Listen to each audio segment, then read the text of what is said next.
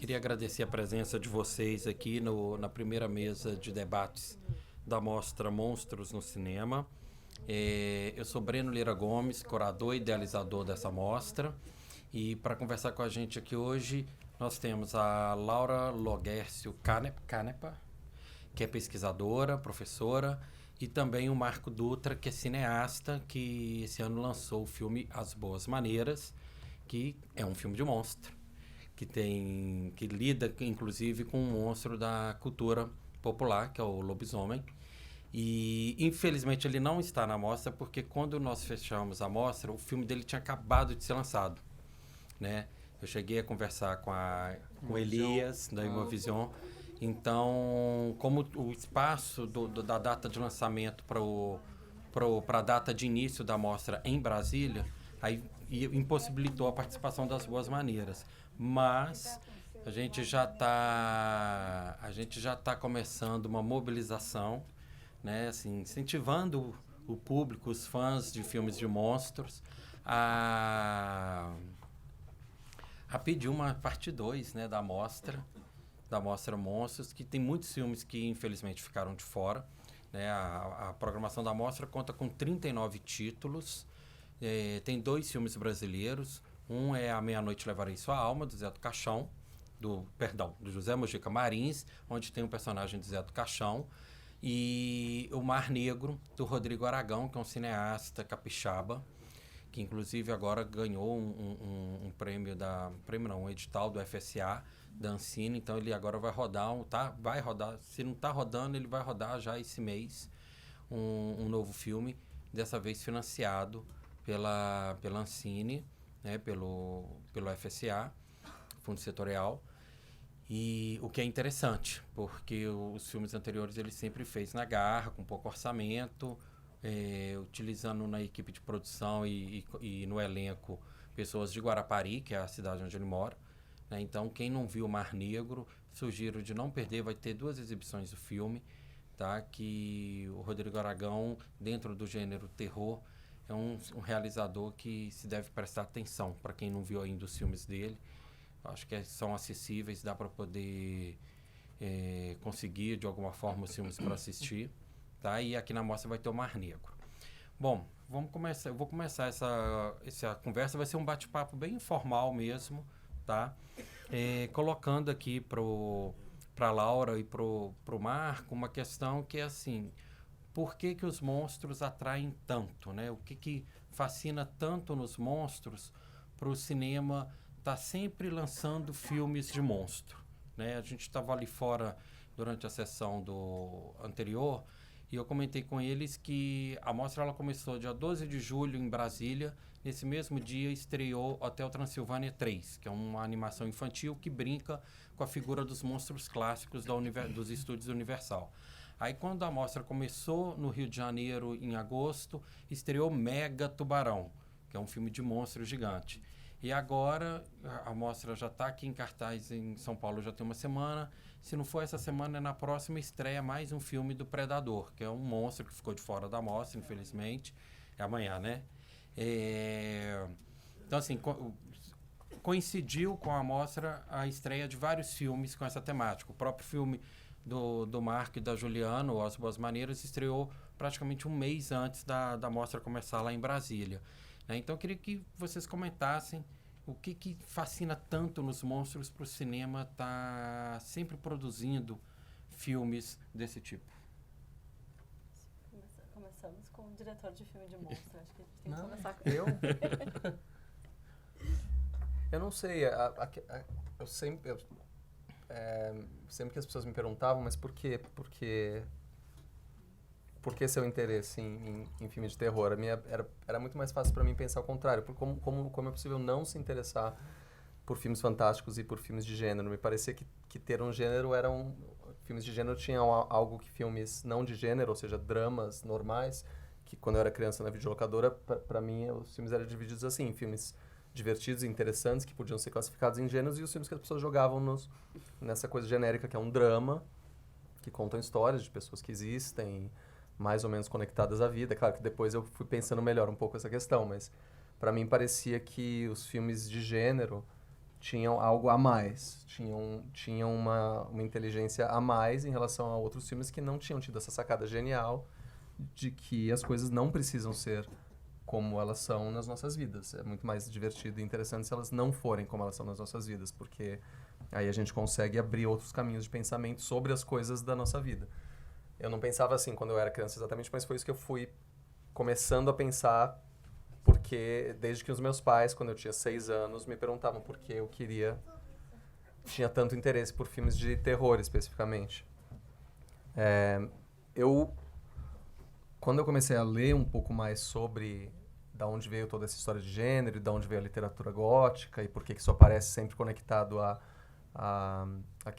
uma dinâmica social específica, né? Por exemplo, vários desses bichos que a gente fala, como Drácula, ou como o Frankenstein, ou como os fantasmas do A Volta do Parafuso do Henry James, ou como o Médico e o Monstro, se relacionam com uma cultura muito específica, que é uma cultura inglesa num século muito específico, e todos relativamente próximos um dos outros, exceto talvez Frankenstein, que é antes, né? Da Mary Shelley, que é 1820. Esse ano ele está comemorando 200 anos da primeira publicação, parece.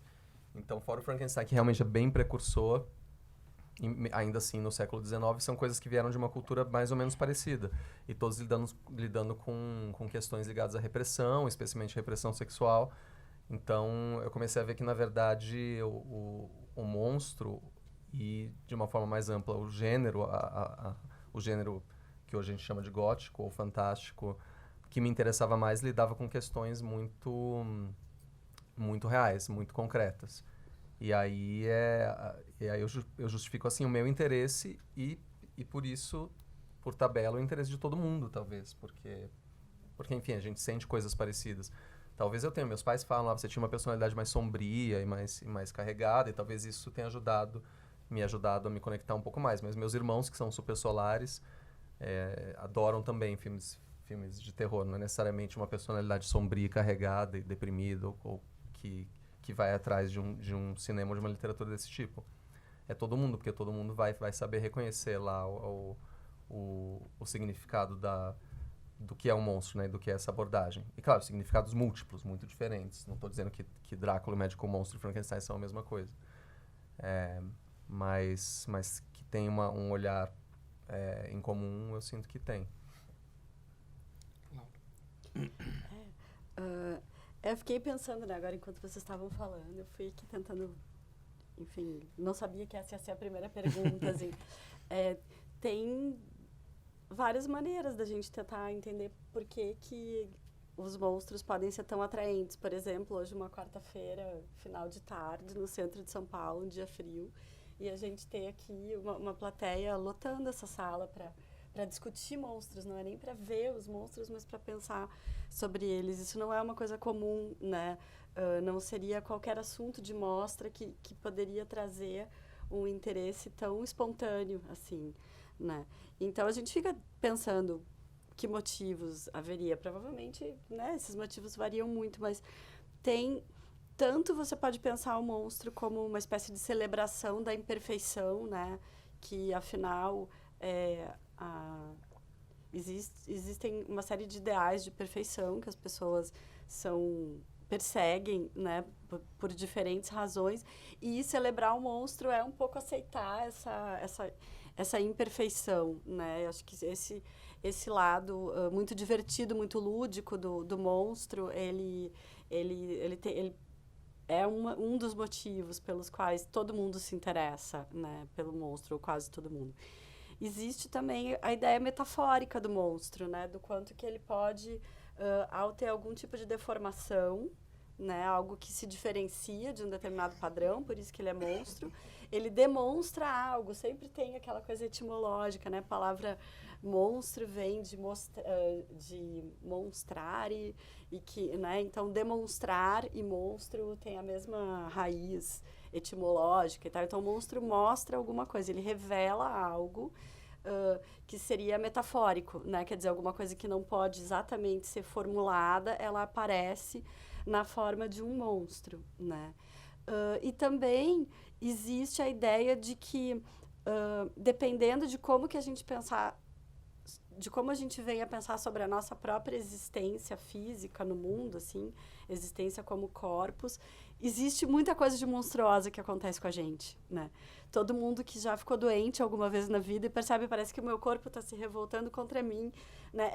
Essa percepção de que você não é só uma mente, mas você é um corpo também, um corpo que independe das vontades. Essa descoberta, ela é muito forte, né? Essa percepção pode ser, talvez, um dos motivos pelos quais a gente se interessa tanto, né? Se identifica tanto com os monstros, porque, num certo sentido, nós somos monstruosos para nós mesmos, né? Nesse sentido de que tem algo que a gente não controla, que a gente não percebe, não entende. Então, são muitos os motivos, e tem também uma tradição muito longa de histórias de monstros, que é muito interessante, inventiva, riquíssima, né? Que permite que a gente compreenda diferentes épocas, diferentes culturas, né? Encontre um certo ponto de coincidência entre culturas muito diferentes, né?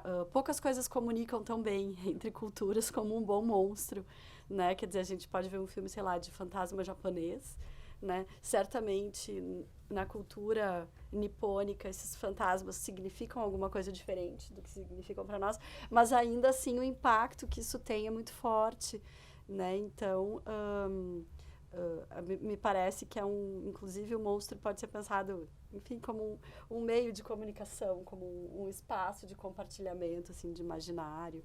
Enfim, acho que tem todos... Na verdade, a pergunta é a do Marco, por que não gostar, né? Qual seria o motivo para a pessoa não se interessar por algo tão rico, assim?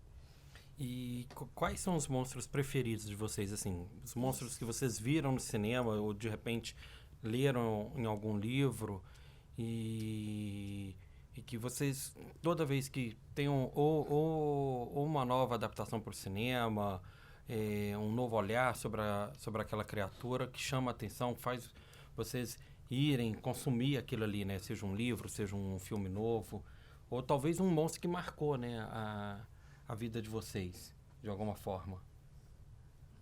Para mim, certamente o Gizmo Gremlin, assim, a gente estava conversando sobre ele lá fora. Eu sou muito fã, assim, né? Quem tem meu Facebook sabe. Eu realmente gosto muito desse monstrinho, assim, por esse lado yin e yang que ele tem, né? Ele é muito bonitinho, assim, e muito interessante. Agora, monstro que eu tenho medo é qualquer coisa que tenha fantasma. Aí eu tenho medo, né? Tipo, a gente estava falando do Henry James, aquele filme Os Inocentes, por exemplo. Aquele é filme de tirar sono. Assim, ou Sexto Sentido, sabe? Filme de fantasma. Então, o monstro que me dá medo é fantasma. Mas monstro, acho que Gizmo e os fantasmas. E você, Mar? Eu tenho um carinho maior, eu sinto, quando tem uma forma humana muito definida na criatura. Eu acho que talvez venha de como eu fui me interessando por cinema. Porque eu comecei a ver muito filme muito cedo, quando eu era muito novo, e eu via muito desenho da Disney. E eu gostava muito dessas figuras de vilania complicadas. Por exemplo, a madrasta da Branca de Neve, que eu achava uma figura muito complicada e muito invejosa. E ela se transforma numa... Ela é obcecada por beleza, mas ela topa se transformar numa criatura, numa senhora deformada, pra ir atrás da Branca de Neve, matar a Branca de Neve. Eu não sei, eu achava tudo isso muito interessante nessa personagem. E eu comecei a... meu gosto por criaturas fora da curva começou a aparecer muito cedo. Mas sempre ligadas a questões humanas. Então, por exemplo, uma figura como Freddy Krueger eu acho muito apaixonante, porque por um lado é um cara. Por outro lado, não, é uma criatura que é fantástica e completamente queimada, mas ele tem uma silhueta de um cara na rua. O que eu sempre achei uma dinâmica muito interessante desse personagem. Agora, falando de medo mesmo, eu também tendo a achar que o invisível ou o não narrável é mais perturbador. Como o Tubarão, enquanto o Tubarão não está em cena, ou A Bruxa de Blair, por exemplo, que eu acho que é um filme, na minha opinião, ainda muito brilhante, na questão do trabalho com o invisível. Enfim, não tem nada visível de monstruoso em A Bruxa de Blair. Só tem textura e som. Eu acho fenomenal o sucesso de A Bruxa de Blair, porque para mim é um filme muito experimental. Sim. Mas muito poderoso. E até hoje, fico muito feliz de ver que é um filme que é um estrondo enfim, de público e de tudo. E é um filme sobre isso, sobre... Enfim, o que é uma bruxa? Não é nem uma coisa muito para os americanos é uma coisa, pra gente é um pouco outra, uma coisa um pouco mais engraçada na nossa cultura, talvez. Por a gente não ter tido pessoas queimadas da mesma forma, mas não importa se é a bruxa ou se não é a bruxa. A ideia está se falando sobre uma ideia de mito ali, tentando se investigar, mas não se vê realmente nada. É legal, né, Acho que é um um filme filme de muito monstro assustador. que não tem monstro, né? Não O tem. Bruxa de Blair, ele consegue fazer Não tem, é só mito, é só discussão de um folclore. E um folclore muito impreciso, né? Não sei quanto vocês lembram no filme, mas poucas informações. Alguém fala que viu uma coisa, outro fala que viu outra, mas informações muito vagas sobre o que seria esse monstro. Tanto que ninguém consegue, de fato, fazer um retrato falado do que seria a tal da bruxa, ou se ela existe. E, no entanto, eu considero um filme muito assustador. Me perturba muito, sempre que eu vejo constantemente. Aqui na mostra, infelizmente, a gente, como eu disse no começo, muita coisa ficou de fora, né? Várias pessoas vieram reclamar, não tem Nosferatu, ficou faltando Predador, teve uma pessoa no Rio de Janeiro que falou do Predador. Da mesma forma que teve uma pessoa que, lá no Rio que chegou para mim, por que você considera Alien um monstro? Eu respondi para ela perguntando para ela, você não considera o Alien um monstro? Né? Não, porque o ET...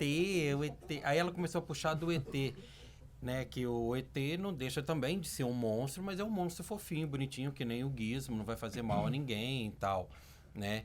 E os monstros, eles conseguem, né? E a minha proposta como curadoria na mostra era mostrar isso também. Eles conseguem circular por vários tipos e estilos de filmes, né? E gêneros de filmes.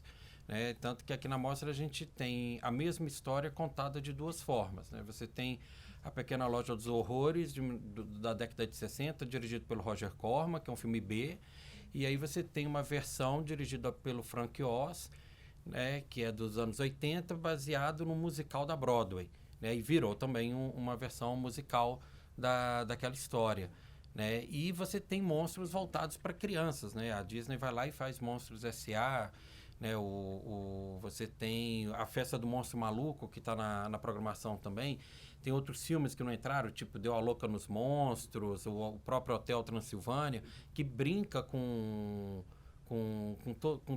toda essa mítica dos monstros, apresentando eles para as crianças, não da forma assustadora, como às vezes a maioria da gente aqui foi apresentada a eles, né? Mas apresentando de uma forma lúdica, mostrando que o vampiro pode ser engraçado, pode ser legal, da mesma forma que o lobisomem, o monstro de Frankenstein e tal.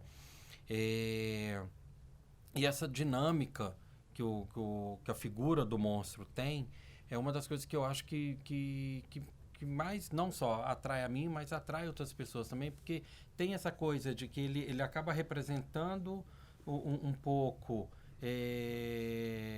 essas deformações, essas coisas que estão fora do padrão, e ele chega realmente para bagunçar tudo isso, né? O Godzilla, quando ele surge para realmente destruir Tóquio e serve de um alerta, né? Para o homem, né?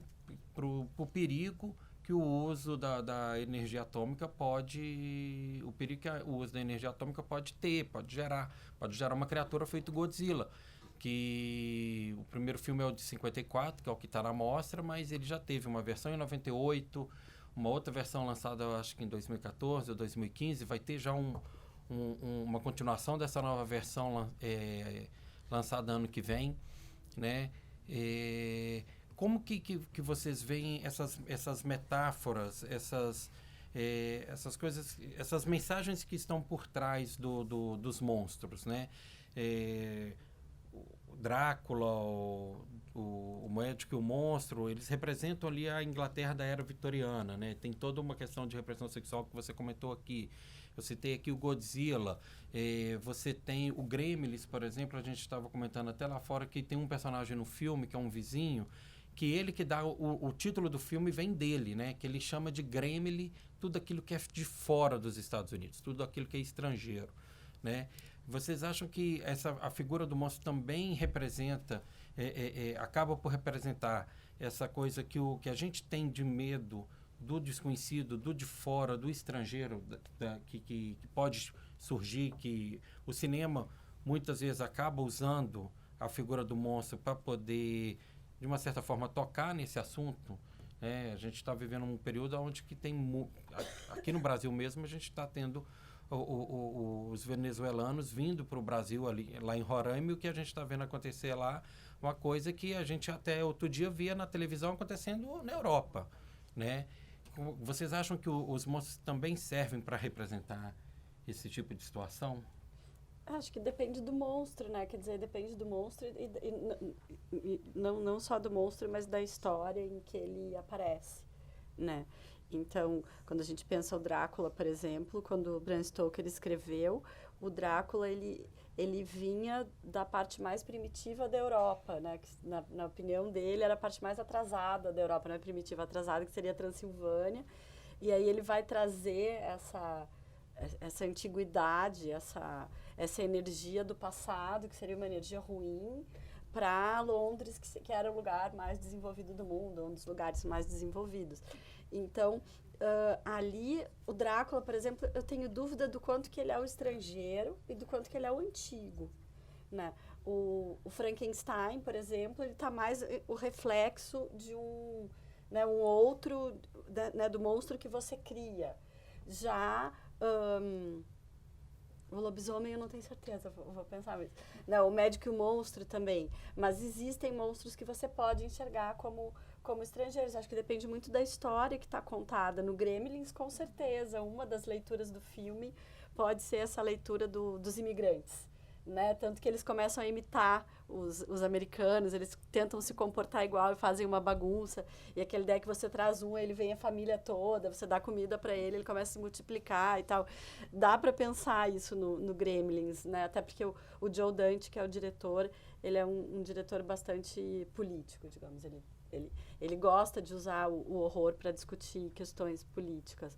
Então, acho que depende do monstro, assim. É que esse outro pode... Há muitos outros, né? A gente não tem um outro, a gente tem... Né? Quase tudo é outro. Até a gente pode ser o outro, sim, né? Sim. Então, acho que depende do monstro, da época, da história, né?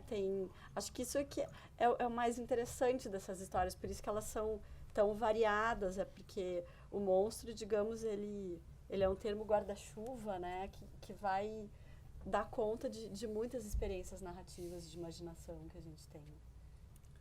Não, e com essa carga metafórica que você mencionou antes, você consegue ver como é verdade isso, de que a gente tem muitos outros. Eu tinha uma professora minha no colégio que tinha dado aula para turmas menores, turmas de crianças, não sei, da pré-escola e tal, e ela falava que Gremlins era um documentário sobre a vida dela, quando ela dava aulas para crianças pequenas. Porque era como ela se sentia cercada de bichos pulando ao redor dela e mordendo e querendo matar ela. E ela parou de dar aula para crianças pequenas porque ela não aguentava mais. Mas enfim, era uma piada, acho que, mas é como me remeteu a isso, sabe? Como ela viu, sentiu nesse filme uma coisa que na verdade era sobre o emprego dela e as crianças do bairro dela, ou seja, a ideia de estrangeiro também é muito... pode ganhar muitos significados, né? Não só no sentido que é muito contemporâneo das imigrações, né? Na Europa e agora na América Latina, enfim, mas também numa cidade, num país, numa cidade, num bairro e até dentro de uma casa, de um espaço doméstico. Eu estava lembrando de um filme que eu acho fenomenal, porque eu estava... Em geral, eu tendo a me atrair mais por monstros de forma humanoide. Mas tem um que eu acho muito fenomenal, que é A Coisa. Vocês lembram desse filme? Do Larry Cohen, que é muito maravilhoso. É um sorvete. E ele é uma coisa da natureza, porque ele é encontrado, tipo, como um poço de petróleo, enfim, num lugar. Um dia um homem passa, prova e fala, que delícia, e começa a minar aquilo e a vender aquilo ao redor do mundo, e as pessoas começam a ficar possuídas por esse sorvete que literalmente não tem forma, não tem a forma do pote, né? Ele é uma gosma branca que vai, e você até vê ele andando pelo chão às vezes, mas é só uma meleca. Mas o que é eu gosto do sorvete como vilão, da imagem dessa coisa branca andando pelas paredes, mas eu gosto mais do que faz, porque como as pessoas ficam meio viciadas no sorvete, então tem uma possível leitura de metáfora de vício químico, qualquer vício químico, elas começam a se comportar estranhamente. Então tem uma sequência em que um menino, que é o menino da família que se recusou a comer o sorvete, entra na sala e o irmão mais velho, o pai e a mãe estão comendo o sorvete, e os três olham para ele de um jeito muito assim, venha comer. E eles estão com um pote, uma montanha de potes vazios de sorvete no meio da sala vendo TV. E o menino vê aquela cena, é uma das cenas mais perturbadoras do mundo, assim, porque é a família dele virando para ele, falando, vem comer com a gente, vem, prova. E é uma cena meio engraçada, quase, mas é um horror familiar, assim, é uma das cenas mais assustadoras do filme, na minha opinião. E se passa ali na família, em personagens que deveriam trazer conforto uns para os outros, mas de repente eles viram os monstros ali na situação. Vou aproveitar e fazer uma pergunta pro Marco. Como é que foi para você e para Juliana, quando vocês estavam criando, concebendo lá as Boas Maneiras, como é que foi para poder contar ter na história de vocês a figura do lobisomem, né? Vocês, porque pra gente, dentro da nossa cultura, o lobisomem, ele tem uma origem, mas se você vai no filme O Lobisomem, que está na mostra, é mostrado de uma outra forma. No Lobisomem Americano em Londres, eu também acho que é de uma outra forma que é mostrado.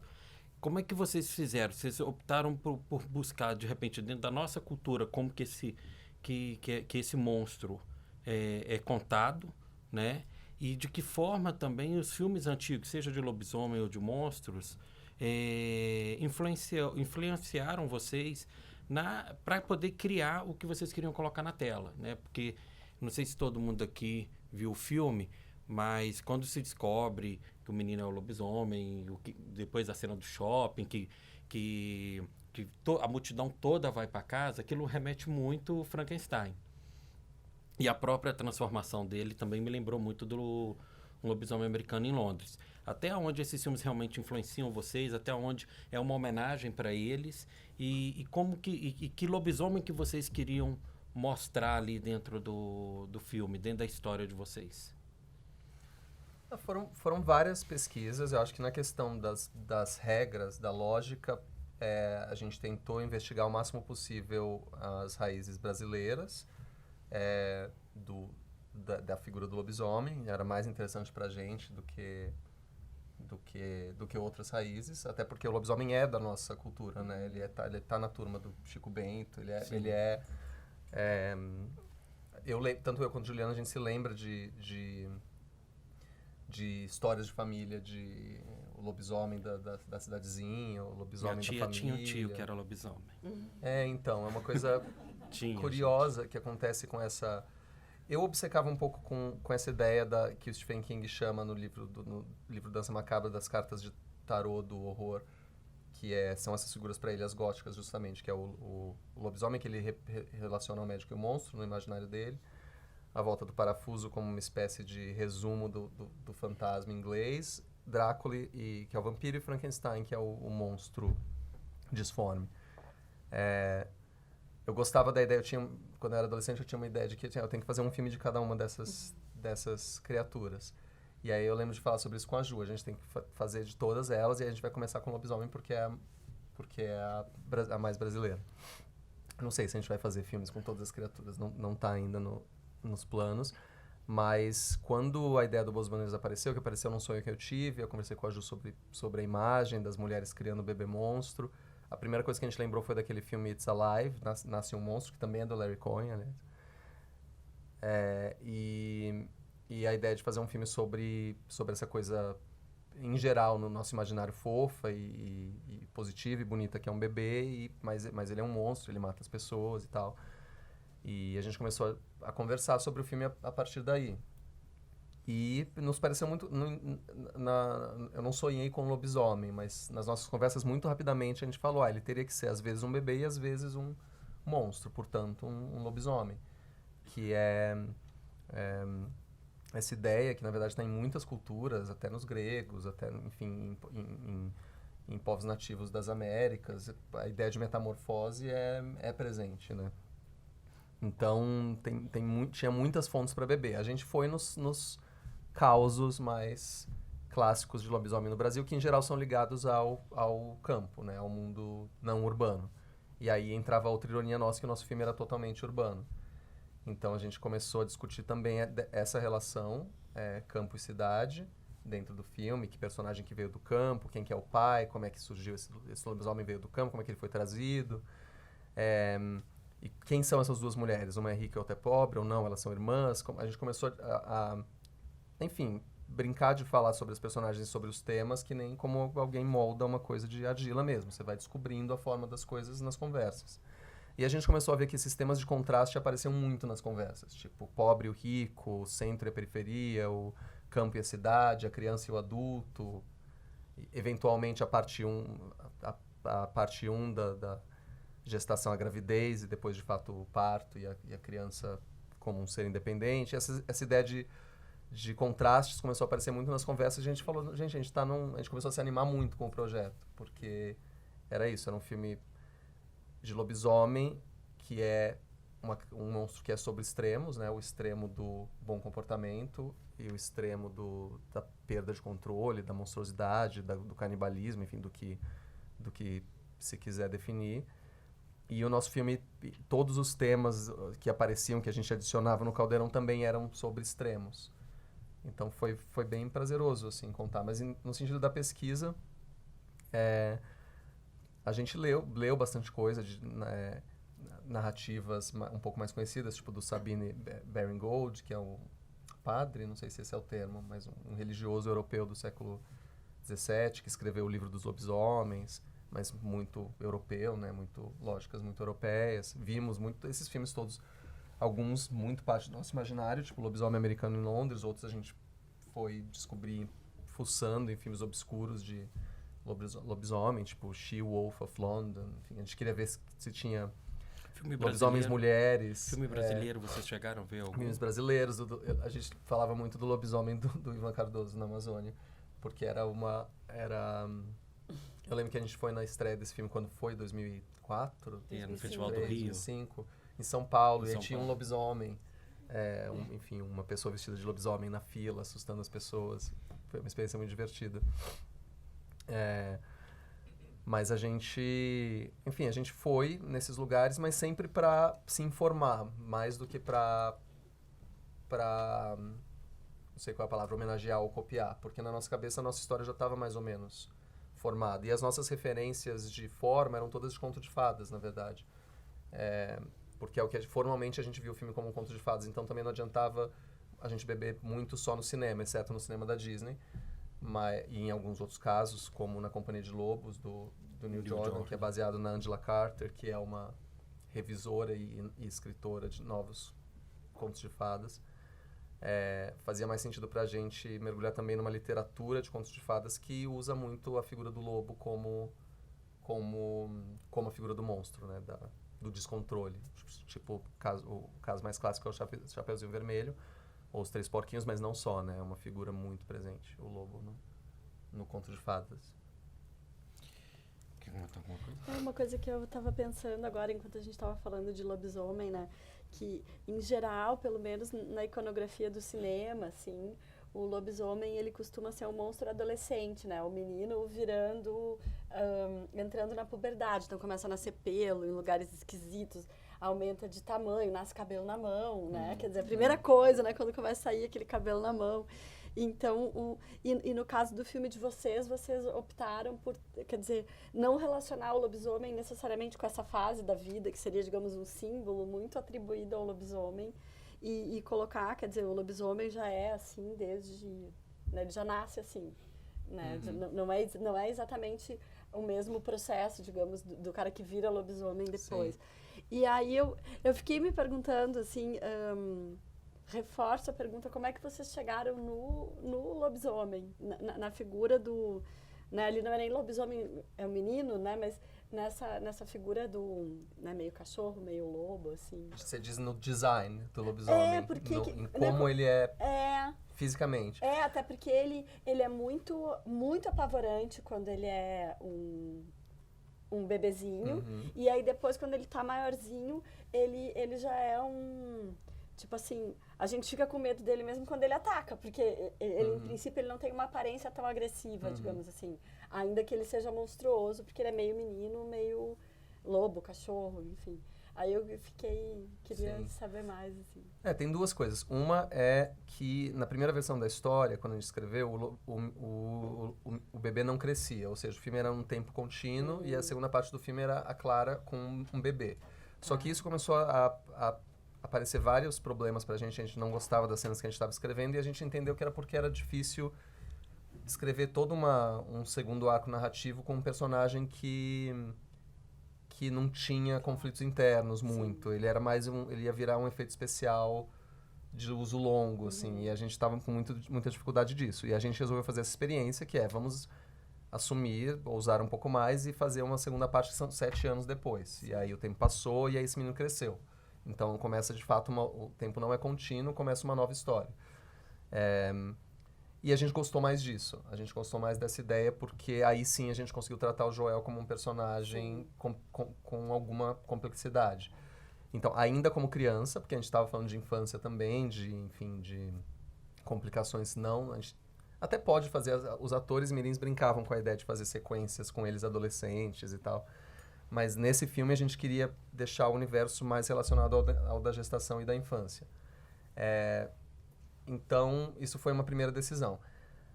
Aí a gente foi conversar com os nossos designers de efeito especial, que eram 2 companhias francesas, porque o filme é uma coprodução com a França. E o nosso briefing para eles, para a fase de design de personagem, teve diversos estudos. Sim. Mas uma coisa era muito importante pra gente, que ele parecesse frágil mais, na verdade, do que assustador. Porque é um bebê, Sim. porque é um menino de 7 anos, porque ele não está totalmente formado, porque ele não sabe totalmente o que está acontecendo.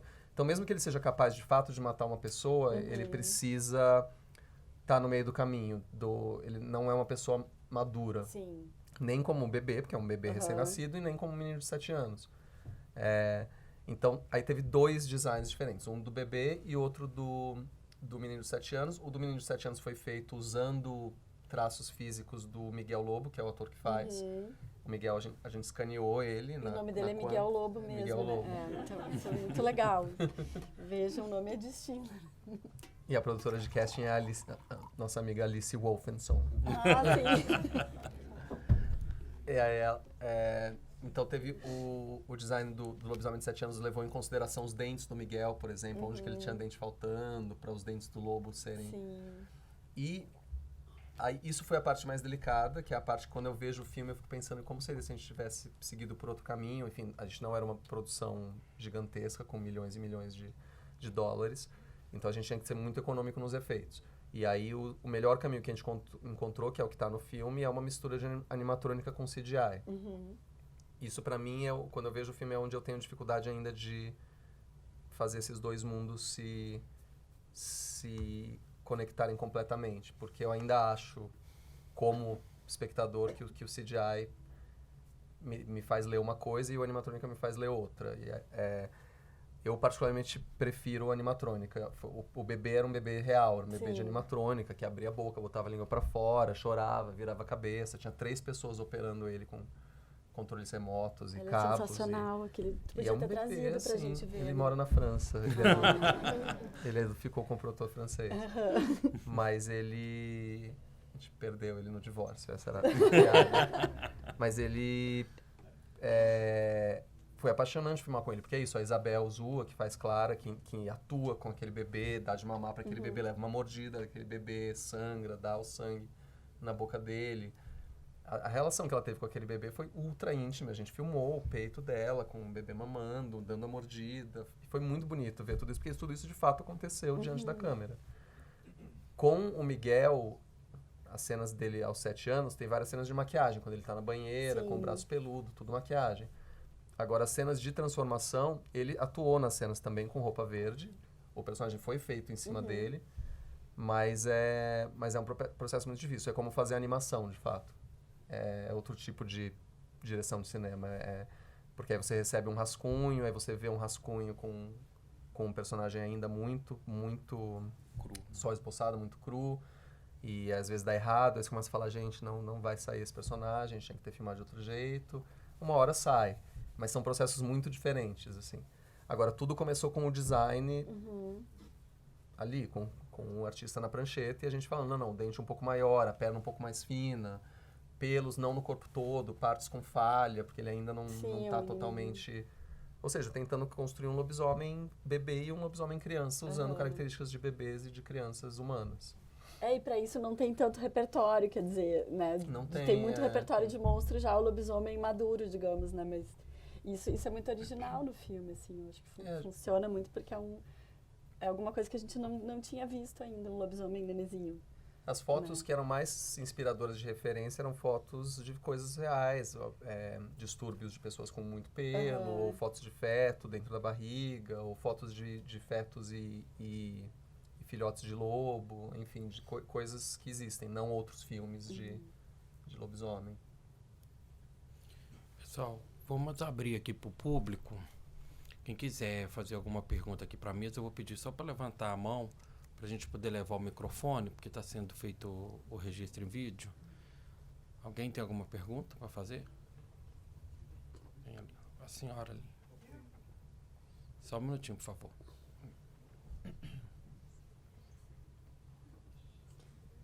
Boa noite a todos. Boa noite. Eu estou preocupada com esses filmes de sexualidade todos, mas é no sentido, nessa altura da minha vida, entender os porquês. Eu acho que eu entendi, é tão simples. A pessoa quer ser boa ou ser má. Porque eu fui educada à mistura de bem e de mal, onde não tem bem puro. Quer dizer, todos os religiosos, a gente fala batizados, então não são bons. O bebê nasce bom, catolicismo, cristianismo, aí torna aquela pessoa não boa. Aí vem filosofia, vem psicologia explicando os que acreditam assim, que o ser humano não pode ser bom, tem que ter o bem e o mal dentro dele, não tem? Então é por aí que vai. Agora, eu resolvi, numa altura da minha vida, ser só do bem, bem puro. Aí eu vejo em religião, em filmes, em tudo, os porquês disso tudo. A pessoa é educada assim, mas se ela faz uma pequena revisão, ela vê que está errado. Não fala, é piega ser bonzinho, então nega ser bondoso, nega o bem, toma esse gosto terrível pela maldade. Entre o bandido e o mocinho, o bandido curte, aí arrasando, aí chora, todos os que querem faculdade disso, daquilo. Por que aqueles bandidos? É produção do sistema. Nesses filmes aí eu vi em diversos lugares, os que têm oportunidade de ser médico, de ser isso, ser aquilo, igualzinho agora, 1930, agora sempre. Os que não têm, revertem nessa agressão de se tornar um monstro, né? Ou fica dividido entre uma coisa e outra. Agora, a materialização, matéria, já é bastante de invencionice.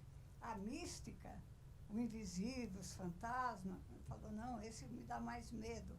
Porque a pessoa não é entrosada nisso.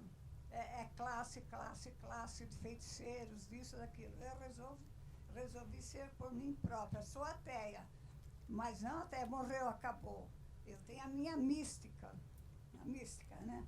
Então ele está falando, eu sonhei, eu fico adiantando para você. A pessoa pensa que ela sonhou, aquilo foi projetado na mente da pessoa. Então os sistemas para se constituir, projeta. Tem aparelhos, sabe, uma dedução mental, ondas mentais. Feiticeiros usam, faz plic, porque eles localizam as ondas mentais. Quer dizer, sem isso, o mundo de pureza que eu quero, não precisa de celular, não precisa de nada disso, porque o ser humano tem tudo isso, só que está quebrado, está sujo, por esse gosto da maldade. Então, é lúdico, é brincadeira, é não sei o quê, eu não acho graça. Não acho graça em malandragem, não acho graça nessas monstruosidades. Eu estou para ver se uma pessoa que eu consiga aqui, que venha comigo, é minha vitória, porque na verdade eu quero o mundo todo. É o meu mundo que eu quero. Vocês estão fazendo o quê? Acabando consigo mesmo e com o mundo? E eu já quero que cada um reverta, se ainda não se tocou, é inconsciente, reverta as suas maldades, faça uma checada, são intelectuais, para mudar algo. Começou ou não começou a cortar a minha? Mas não adianta, sabe o que é? Eu quero uma vida sem fim, chegar à perfeição, só pelo bem. Pelo mal, vocês... Tá, então, deixa só eu comentar. Eu acho que ninguém aqui... Eu cansei. Essa televisão mandou o Frankenstein do cinema, gasto meu dinheiro, vou, meu tempo. Porque para a inclusão social do vampiro, a saga, não tinha pena de morte. Mas qual que é a Mata o pergunta? Drácula, mata isso. Agora não temos pena de morte. Inclui social para chupar meu sanguinho, para me matar, para matar. Bom... Não, mas eu posso garantir para a senhora que ninguém aqui está com intenção de fazer maldade com ninguém. Isso eu posso garantir para a senhora. Eu, pelo menos, quando... O sistema aqui é fazer com que todo mundo, no mínimo, se divirta e reflita um pouco sobre os filmes. Próxima pergunta, por favor. Eu queria perguntar... senhora, agora é a outra pergunta ali, por favor. Obrigado. Eu queria perguntar para o Marco Dutra, que é um realizador do cinema brasileiro, por que no cinema brasileiro há pouquíssimos filmes de terror, de monstros, de sobrenatural? Tem mais uma tendência realista. Por que será isso? Uma das hipóteses, eu vou falar uma piada agora, é porque esses monstros já estão no programa eleitoral. Será que é por isso?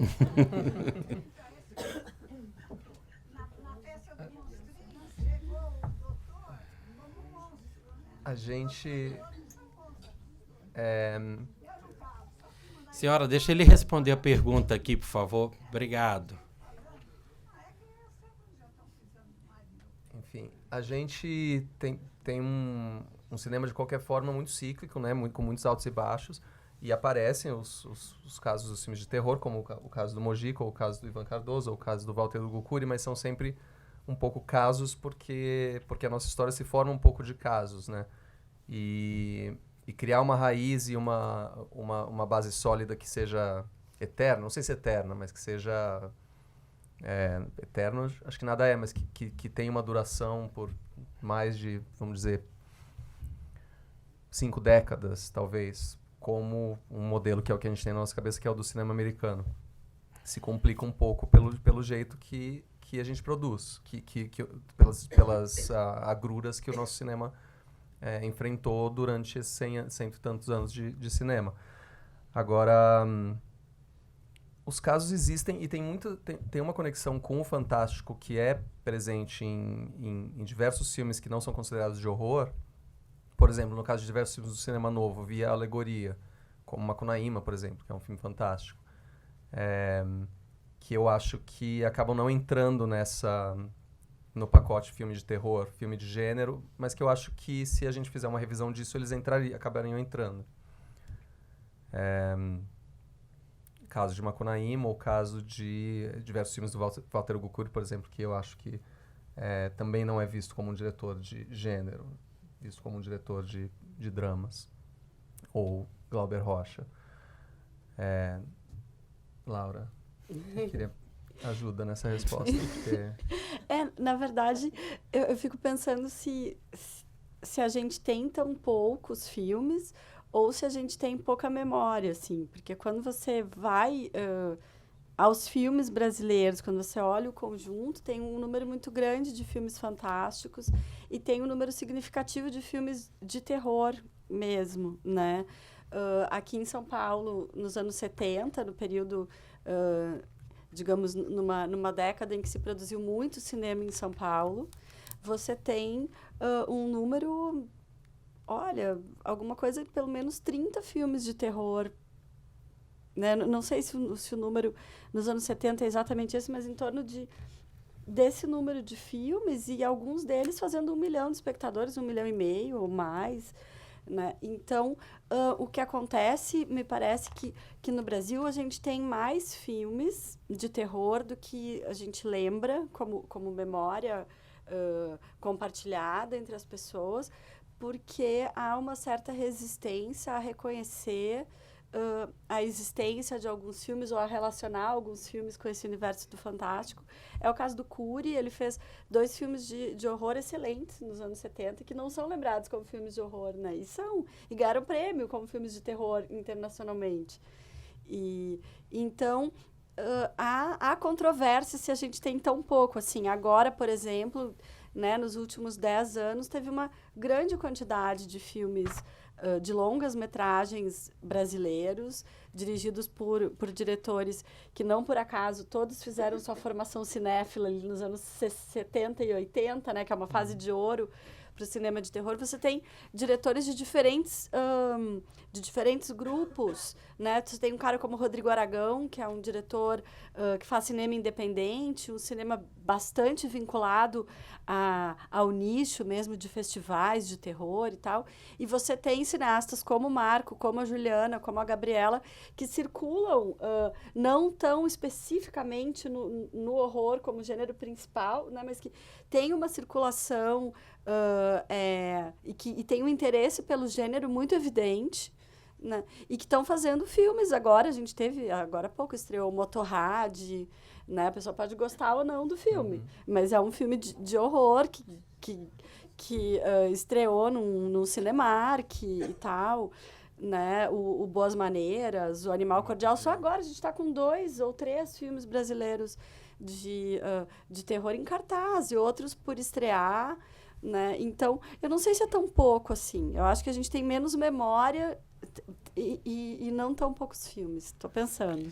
Só para completar uma última coisinha, você fez um filme sobre lobisomem e teve um predecessor, que é o Coronel e Lobisomem. Sim. Também.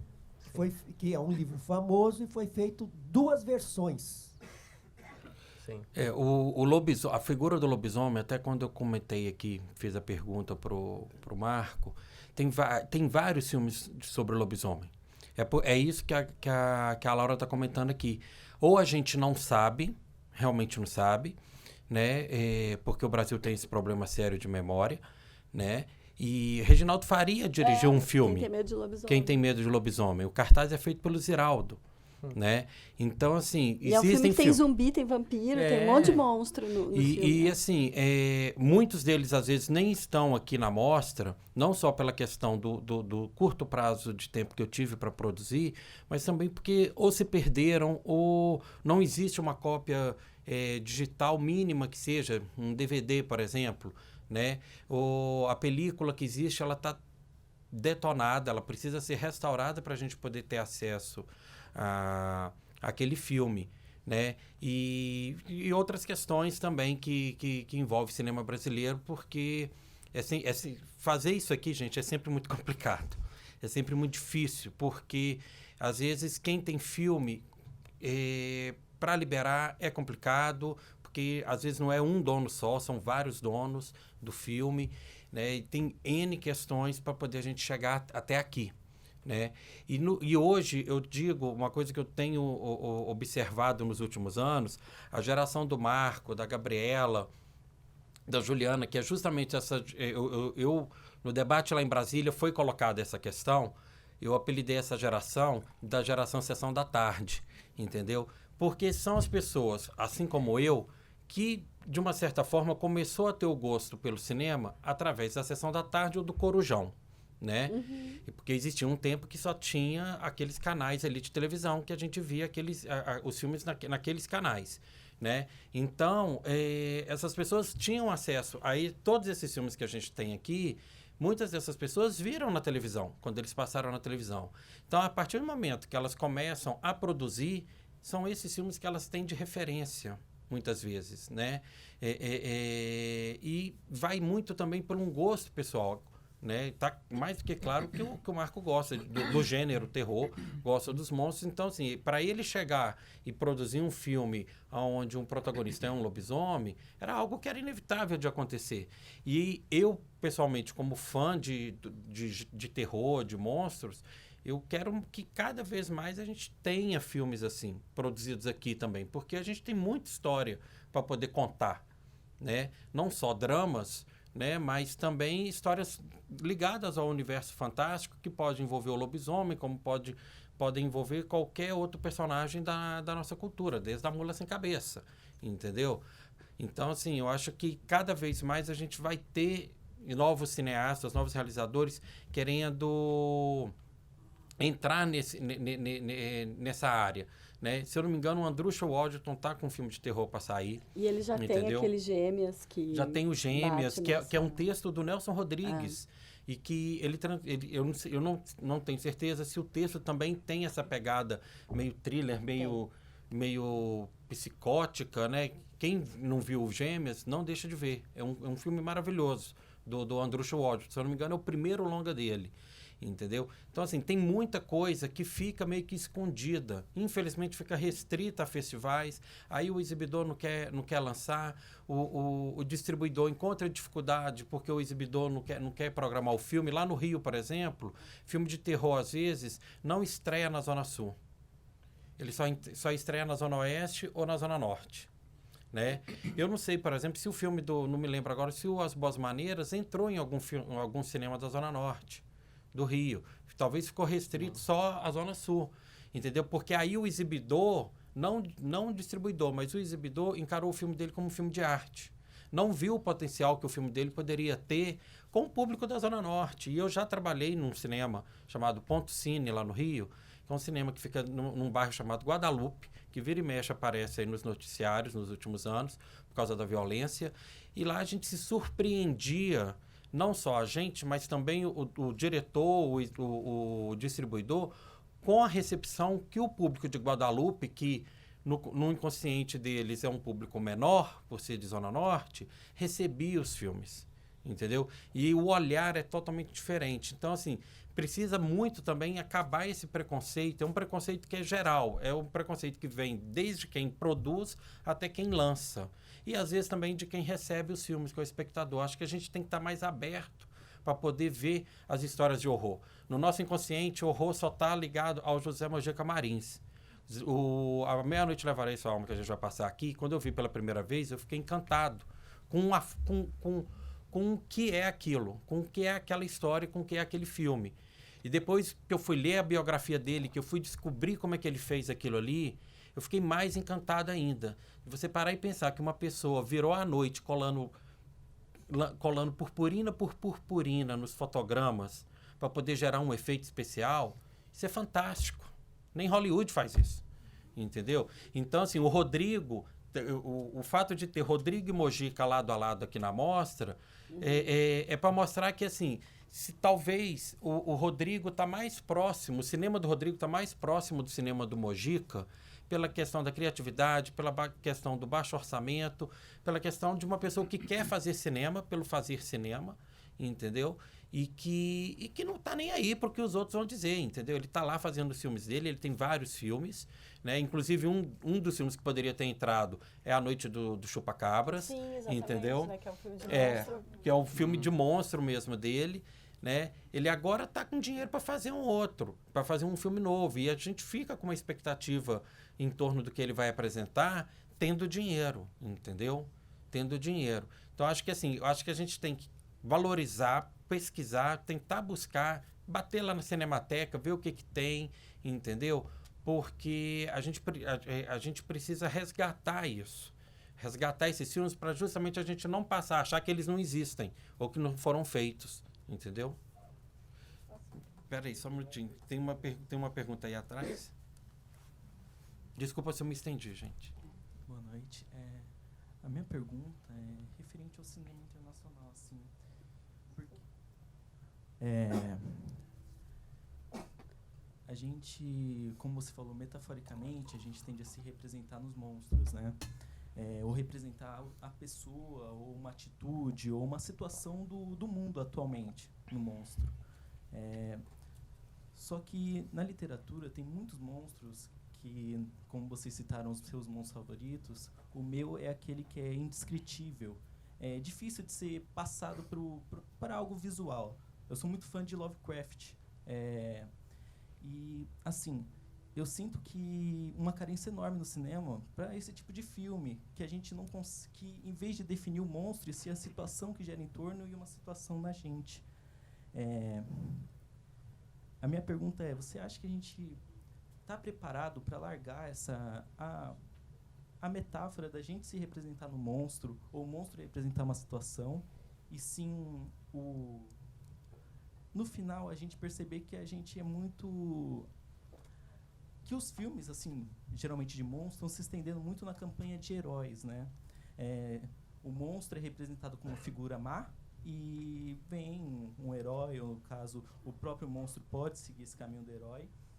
E sim, a gente seguir o lado do monstro, simplesmente seguir uma dualidade. A gente ser simplesmente nada, a gente não conseguir se representar nele, ou uma situação nele, e a gente ser muito pretensioso em achar que a gente é alguma coisa perto dele. Que nem no Cloverfield, para mim foi muito bom, e seria melhor ainda se não representasse o monstro no final, de simplesmente ele correr do perigo e o monstro só ser descrito no final e a gente não saber o que está se passando. Desculpa se não foi muito claro na minha pergunta. O Lovecraft agora, ele tá na moda até na área da filosofia, com a ideia do pós-humano, né? Quer dizer, que é desse, de alguma maneira, dos seres humanos reconhecerem que o universo, a natureza, são indiferentes a gente, né? E que a gente fica tentando se espelhar no mundo, mas o mundo não olha de volta. Até eu estava vendo uma palestra esses dias do Thomas Elsasser, que é um pesquisador de cinema da Holanda, que estava aqui, e ele deu um exemplo. Vocês viram aqui As Aventuras de Pi? Quem viu? Acho que todo mundo quase viu, né? Sabe a hora que ele finalmente consegue chegar em terra, e aí o tigre sai de dentro do barquinho deles e nem olha para ele. Vai embora, né? Não devolve o olhar. Né? E que ele estava falando que esse era um exemplo do pós-humano, quer dizer que, de repente, esse personagem humano se dá conta de que ele viveu toda aquela epopeia com aquele tigre e ele não é absolutamente nada para aquele tigre, né? E essa seria um outro modo de ver os monstros e de ver o horror, que agora está muito ligado a essa ideia do Lovecraft, de um certo de uma indiferença cósmica, né? De que a gente está solto aqui no mundo e os monstros, eles de alguma maneira, eles não estão nem aí pra gente, eles não são bons nem maus, mas a gente não é nada. Como muitas coisas não são nada pra gente, né? Eles se relacionam com a gente, sei lá, como a gente com uma formiga, com uma bactéria, enfim, né? Eu acho que não é bem esse aqui na mostra os monstros são bem mais antropomórficos, né? Eu acho que aqui, quando tiver Monstros 2, a gente pode dar umas sugestões, né, de sair desse antropomorfismo, né? Mas é uma outra maneira de olhar para os monstros. Ela está bem contemporânea agora, tá? Dentro das discussões do horror, tá, digamos assim, tá na moda até, né? É bem interessante, porque nos coloca filosoficamente numa outra posição, né? Enfim, não sei se eu respondi também. Eu gosto muito da pergunta, porque é uma coisa com a qual eu estou me debatendo agora como diretor, do meu ponto de vista, porque eu acho difícil de filmar, eu acho difícil de... como cineasta, eu sempre me considerei meio materialista, de filmar a cozinha e as coisas acontecendo ali de fato e tal, por mais estranhas e bizarras que as coisas possam ficar, inclusive formalmente.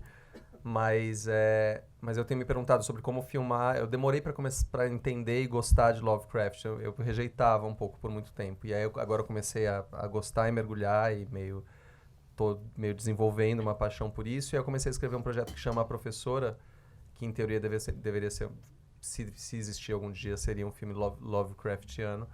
Mas a questão é como filma isso, sem ser um bicho voando numa estrela. Não sei, entendeu?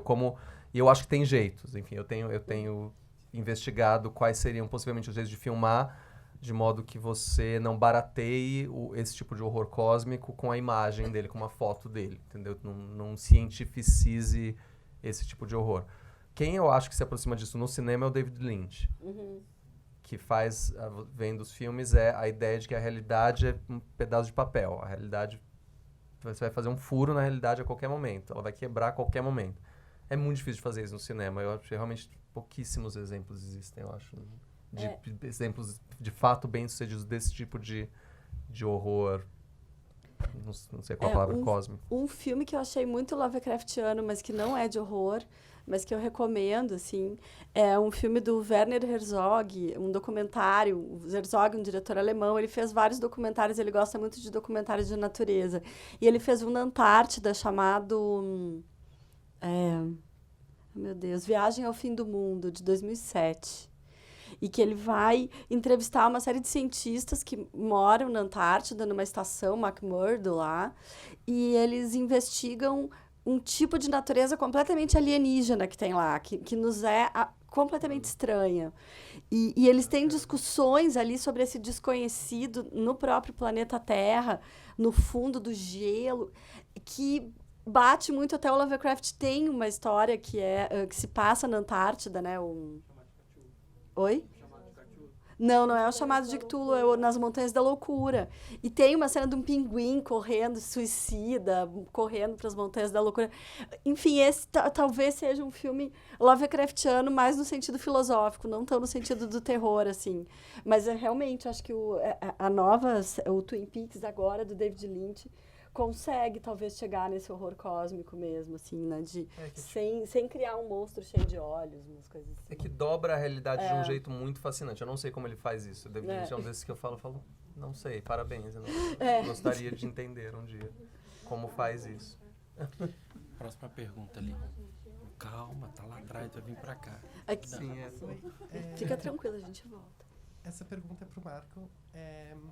Uma das coisas que mais me chamou a atenção no Boas Maneiras foi como você colocou uma temática LGBT no filme.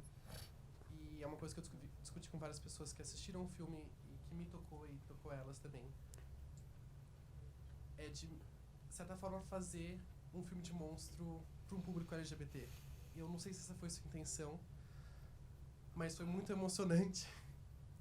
E é um tema que meio que sempre teve, talvez como um subtexto, desde os clássicos da Universal, o Frankenstein, aí você tem o filme de vampira lésbica nos anos 70, essas coisas, mas que você tratou com muita delicadeza.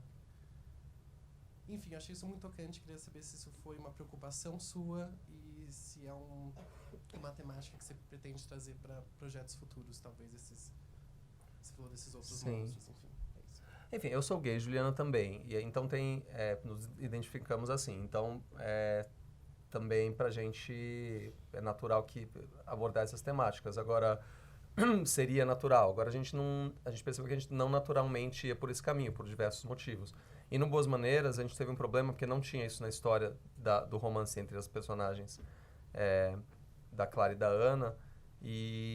Mas a gente estava tentando contar uma história de amor e de formação de família em condições muito improváveis e absurdas. E que a única coisa que justificaria a gente ir com isso até as últimas consequências não é porque a Clara tem uma bondade infinita e quer ficar com aquele bebê lobisomem, enfim, é mais porque existe uma ideia de desejo e amor familiar nesse triângulo, Joel, Ana e Clara. E ancestralidade e tudo, claro, com todas as complicações que as diferenças de classe, raça, espaço geográfico implicam. Mas quando a gente resolveu que a gente tinha que abrir essa porteira, aí ela veio com tudo, assim, aí aí virou. Então tá, então é isso, vai ter um melodrama ali, elas vão se apaixonar e tal, a gente vai pisar um pouco nessa jaca do melodrama, com o qual nem eu nem Juliana temos problema nenhum. E foi ótimo. E a gente dirigiu o Joel como um personagem gay também, de certa forma. Eu era gay aos 7 anos e me lembro disso. Tinha muito interesse no meu amigo chamado Maurício, que foi o nome que a gente também trouxe por amigo do Joel. A gente nunca falou sobre isso com os atores crianças, mas isso estava na nossa cabeça em algum ponto. porque a gente também idealiza muito as crianças, né? E de alguma forma acho que a gente esquece como era. Claro, muitas coisas eu esqueci também, mas muitas coisas eu não esqueci. Eu falo, gente, vamos parar de mentir sobre como é ser criança, porque tipo, a gente lembra, tipo, não tem pureza nenhuma ali, entendeu? Não tem nenhuma... Então, é óbvio que quando você trabalha com crianças, existe toda uma série de medidas que são tomadas legais e do tanto que você filma, e do tanto que você narra, e do tanto que elas trabalham. E isso é muito importante. Eu defendo muito isso, que crianças trabalhem muito protegidas. E as nossas crianças trabalharam bastante protegidas, e inclusive de questões que poderiam ser inapropriadas de discutir com elas. Então isso não foi discutido com elas. Mas é óbvio que quando elas viram filme, elas, tipo... A mãe das outras... Os pais das outras crianças não se importavam, mas a mãe do Miguel tinha uma questão com ele ver a primeira parte do filme. A parte mais adulta. Mas o Miguel falou, mas eu sei o que acontece. O que acontece é isso, isso, isso, isso. E o motivo pelo qual ele sabe é porque é óbvio, é evidente que estão tentando proteger ele de uma coisa que ele é inteligente o suficiente para ler, sabe? Mas enfim, foi esse processo, e acho que especialmente eu extrapolei um pouco falando sobre essa questão de sexualidade nas crianças, porque eu e a Juliana, a gente tentou também lembrar um pouco das nossas infâncias enquanto escrevia os personagens crianças. Agora, isso entrou na história via Clariana, o romance de Clariana. Agora. Depois tem ele aqui. E É que ele é atrás desse referente ao que um rapaz ali atrás tinha perguntado, e aí vocês já até acabaram falando também. Eu só queria complementar que, assim, existe muito preconceito contra o cinema de gênero nacional. O mês passado, estreou Virgens Acorrentadas, do Biscaia. Eu fui na estreia e tinha 4 pessoas na sala. Então, e assim, aconteceu de pessoas do meio, cineasta, de gênero, chegar e me perguntar, nossa, mas esse filme é nacional? Eu falei, sim, é do Paulo Biscaia, né? Um cara de Curitiba, e que tem mais de 20 anos aí de estrada. Enfim, e que o próprio Mojica também, né? Na estreia do Encarnação, tinha pouquíssimas pessoas na sala. Enfim, um filme que estava sendo super esperado e as pessoas não vão ao cinema. O Virgens Acorrentadas, ele estreou aqui em São Paulo, numa sala, um horário, e na semana seguinte foi para 14h e depois saiu. Enfim, além dele não chegar, do que é produzido não chegar, quando chega, entendeu, que já é uma baita conquista, um filme de gênero ir para o cinema, as pessoas não vão assistir. Era isso. Ele aqui, depois lá atrás. Ah, tá. Sim, é verdade. Boa noite. Eu lembro do caso do Virgens e foi exatamente isso. Tipo, Queria- é como se o filme não existisse. E ao mesmo tempo, ele nem é um filme totalmente brasileiro, né? Quer dizer, ele é uma produção americana. Então, a gente poderia pensar num outro tipo de lançamento, porque a Freira, por exemplo, estreou em centenas de cinemas, né? Quer dizer, tudo bem, são apelos diferentes, os 2 filmes, são produções de níveis diferentes em termos de orçamento, mas ainda assim, né? Eu acho que aquilo que tu fala sobre o lançamento é importante também. Eu adorei a Freira, cara, me divertiu. O Virgens. Todo mundo falando mal da Freira, eu adorei. Necrópolis também chegou só no Itaú Augusta. Eu só assisti porque passou na Sinfonia da Necrópolis. É da Juliana também, o anterior dela. Tipo, eu só assisti porque a Juliana e a editora Manuela, que a Manuela foi minha professora, e ela exibiram o filme lá na escola onde estudei. Só assisti que, pô, nossa, adorei o filme. Nossa, fiquei triste de saber, tipo, uma sala apenas em todo São Paulo. E ficou, 3 semanas que a gente excluiu. Lançar é muito difícil para todos nós. Às vezes vai um pouco mais, um pouco menos, mas é sempre... Tem casos assim, que é casos tipo, não vai ninguém, você não consegue sala, e tem casos que vai um pouquinho melhor, mas é isso. A gente ainda não furou, não cruzou uma barreira. Eu me deprimo um pouco quando eu falo do assunto do lançamento. Eu tento ser otimista de que é bom que a gente esteja produzindo e lançando e que a gente vai começar a formar públicos e pessoas e isso vai subindo com o tempo. Meu professor de direção vai lançar um filme baseado no Edgar Allan Poe que realmente queria que, tomara que seja bem num circuito assim, pelo menos umas 10 ou 15 salas em São Paulo, seria bacana. Aqui a pergunta. Boa noite. Eu queria falar um pouquinho sobre o medo. Para mim, a ideia do monstro, né, está sempre muito ligada à questão daquela figura animalesca, ou aquela coisa disforme, né? E uma coisa que sempre me chamou muita atenção é como é produzido esse medo, né? Principalmente no meio cinematográfico. Eu tenho memórias aí, para quem tem aí mais de 50 anos como eu, por exemplo, de episódios do Johnny Quest, do O Abominável Homem das Neves, daquele lagartinho também que vai no navio e de um outro agora, ou daquele monstro de energia, né? Que comia as pessoas. Que estão na minha memória, não sai. E eu, assim, lógico, não vou falar que eu tenho medo, mas a sensação do medo vem, né? Eu queria, por que eu estou falando isso? Eu queria saber, por exemplo, como que é essa construção do medo? É suspense? Você cria um suspense? Ou é o medo do monstro? É o medo daquela figura monstruosa, daqueles dentes, daqueles chifres?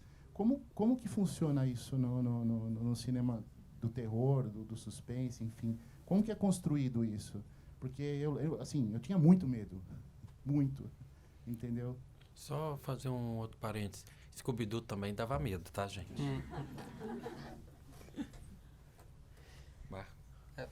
Não, é curioso porque a gente sempre fala sobre isso com as pessoas com quem eu trabalho, como são os mecanismos de produção de efeito.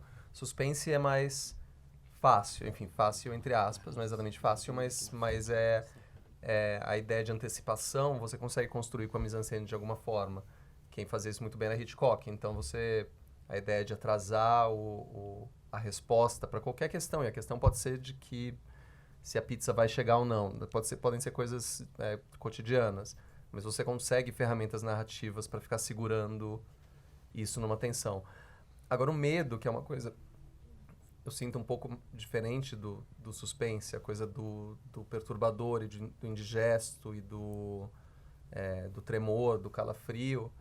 Eu sinto que é muito mais difícil, porque uma coisa que provoca medo em um faz o outro rir. E você vê isso constantemente em filmes de horror no cinema. Às vezes a pessoa faz... Tipo, fica... Meu namorado, por exemplo, tem muito medo. Eu não tenho muito medo no cinema, mas meu namorado tem. Então eu vejo ele, assim, com a cara, tipo, os dentes tensos, assim, muita tensão, apertando a mão, e eu acho maravilhoso. Mas às vezes é com coisas que, assim, que eu falo... Por quê? E eu não sei dizer. Eu acho que as reações anímicas da plateia, eu aposto no que eu acredito que vai gerar um tipo de reação. Mas zero garantia. Zero garantia. As pessoas podem gargalhar, você só descobre realmente quando você mostra numa sessão. Em várias sessões, de preferência. Quando você vai vendo sessão depois de sessão e vai vendo que as pessoas, em geral, reagem assim num certo momento, assado em outro momento. Aí você começa a falar, interessante. Então, a maioria das pessoas acha isso engraçado. Aqui, as pessoas não riam. Achava que elas achariam engraçado, mas a reação é um silêncio ou um susto ameno. Eu acho muito difícil de prever. O suspense como eu disse, é divertido de fazer, é a parte, acho, divertida de filmar e de escrever roteiro. Agora, esse efeito mais profundo e mais permanente, de alguém ficar com aquilo na cabeça por dias e um pouco assustado e ter um pesadelo de noite, isso eu acho que é o mais, quase da magia mesmo, assim, que eu não sei descrever. Eu posso narrar cenas que eu filmei e dizer, o que eu tentei produzir nessa cena foi tal coisa. Agora, se isso é bem sucedido ou não, se você considera isso assustador ou perturbador ou não. Por exemplo, eu fiz um filme chamado Quando Eu Era Vivo. E tem a cena final do Quando Eu Era Vivo, que é uma música, é uma cena que eu pessoalmente gosto muito. É uma das que eu filmei que eu gosto mais. Assim, eu não fico constrangido de vê-la. O que acontece com várias outras filmes ou cenas que eu fiz. Mas Mas eu percebi que a maioria das pessoas não acha tão perturbadora a cena quanto eu acho. Que é uma cena em que dois personagens cantam uma canção de Ninar superficialmente satanista, original, que a gente fez pro filme, fazendo um ritual familiar ali na cozinha e tal. E eu achava perturbador justamente por ser ali na cozinha e por ser tudo muito artesanal, sabe? Feito de improviso, sabe? Com brinquedo, com restos de coisa da casa. Não tem monstro nenhum visível na cena. Mas eu sempre falei, essa cena vai ser muito legal quando eu mostrar para as pessoas, as pessoas vão ficar muito perturbadas. Tem várias pessoas que gostam da cena, mas eu acho que ninguém realmente ficou perturbado como eu achei que iam ficar, talvez você. Mas é isso, a gente faz uma aposta, na verdade, de produção de efeito. E algumas pessoas vão entender e outras não. Mas isso também é parte da brincadeira da fantasia, eu acho. O que é ridículo para alguns é assustador para outros. Bom, eu compartilho de uma opinião, que imagino que alguns aqui compartilham, que o gênero terror, de certa forma, ele tá caindo numa saturação. Que nem no próprio A Freira. A gente assiste A Freira e a gente não vê muita coisa diferente do que a gente já viu em outros filmes, né? Então, o que vocês acham? Qual que é o caminho que vocês acham que o terror ele vai tomar? Justamente num gênero que, por exemplo, você fez filme de lobisomem. É um gênero muito antigo. Já quase 100 anos que se fazem filmes de lobisomem. E você mudou o gênero. Você fez uma coisa nova. Você deu uma perspectiva diferente. O Rodrigo Aragão ele faz a mesma coisa com zumbis no Mangue Negro. Ele dá uma perspectiva totalmente diferente do que é o gênero, que é o subgênero zumbi, que é talvez o subgênero mais saturado, que inclusive virou comédia, né? Tem muito filme de zumbi que a gente vê como comédia. E qual que é a perspectiva de vocês para isso? Você acha que o cinema de terror ele vai cair numa hora pra falar, beleza, não temos nada de novo para dizer? Ou você acha que os cineastas eles vão conseguir se superar, vão conseguir mudar esse ostracismo, essa saturação? Por exemplo, eu assisti um filme esse ano, Um Lugar Silencioso, e eu achei sensacional. Eu acho que é o filme mais tenso que eu assisti na minha vida. E mudou totalmente minha perspectiva. Porque, ultimamente, esses filmes de jumpscare, susto, tem meio que enchido o saco, sabe? Porque a gente gosta de ver coisas inteligentes, a gente gosta de ver coisas novas no terror. E essa saturação tá meio que dominando um pouco do gênero. Queria saber se vocês compartilham dessa opinião e se vocês acham que dá pra mudar isso. Então, o que mais eu gostei de Um Lugar Silencioso foi justamente o silêncio. O silêncio te dá medo, né? E engraçado que algumas pessoas não captaram muito bem a ideia, né? Eventualmente, em alguns cinemas lá do Rio, eles têm colocado uns avisos para as pessoas. No determinado momento tem silêncio, sabe? Porque as pessoas porque as pessoas demoram para entender a ideia. Se não me engano, era no cachê do Haneke que o filme começa. Eu não esqueço disso. Foi no Cinema Odeon, no Festival do Rio, lá no Rio. Aí, de repente, no filme, o filme volta. Porque a gente está tendo a perspectiva do espectador, dos personagens que estão vendo uma fita, né? Um VHS. Então, no filme, eles voltam a fita. Então, as pessoas começaram a gritar dentro do cinema. Eu acho que isso é fantástico, né? No Lugar Silencioso, aquele silêncio todo que o filme te coloca, né? Porque a gente está tão acostumado hoje, nos dias de hoje, a filmes barulhentos, onde o som está querendo sobrepor a imagem, né? Que aquilo ali eu acho que foi mais tenso. Eu acho que os filmes onde, mesmo nos filmes de Jason e tal, o que mais me irrita, que me deixa puto da vida, é quando tá tudo silêncio e de nada vem. E no Lugar Silencioso ele trabalha muito isso. A gente sabe que eles não podem fazer barulho e isso que é o que te consome, né? Eu acho que assim tem cineastas, né, que estão tentando outros caminhos, trabalhar o horror, o terror, e, né, tem um grupo que chama de pós-terror, mas eu acho que a gente também tem que parar e pensar quem são esse grupo que está aí surgindo e que estão sendo chamados de pós-terror. Eles estão fazendo algo que, se a gente parar e pensar, já era feito lá nos anos 60, 70 pelo Polanski, por outros cineastas, né, que trabalhavam o gênero de uma forma parecida, né? Eu acho que a coisa de querer pegar, talvez... Tem muito tempo que a gente não vê um filme de Drácula, por exemplo, né? Então, assim, o Drácula tá meio esquecido. A Universal tá querendo voltar com eles aí, voltou com a Múmia, né? Colocou o Tom Cruise lá. Então, eles estão querendo meio que resgatar isso. Não sei como. Eles fizeram já um outro, colocando um Drácula mais dentro do Drácula, personagem histórico, né? Não, Crepúsculo não é vampiro, é fada. Tá? Por favor, aquilo é fada. Tá? Então, assim, eu acho que pode ser que em algum momento vai surgir uma história nova com um personagem do Drácula, entendeu? Vai sair um novo Halloween, tá? Uma expectativa imensa em torno do Halloween, né? Então, assim, eles estão vendendo que é um recomeço do Halloween. Não sei se é necessário um recomeço, mas, assim, eu tô doido para ver, né? Então, assim, eu acho que existem realizadores, cineastas e produtores que estão querendo trazer algo novo. E tem aqueles que estão querendo pegar o antigo e tacar aqui pra gente com, de repente, uma nova embalagem, entendeu?